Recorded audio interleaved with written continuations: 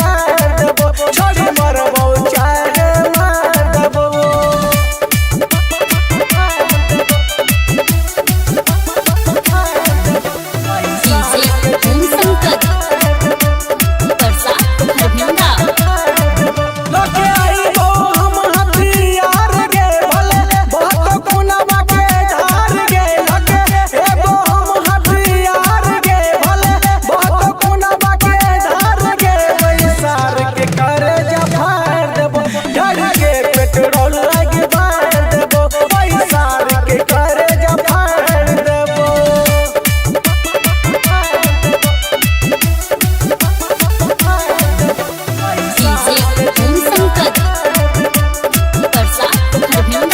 राजू चंदन कर दो खून गे छोड़ कान खोल के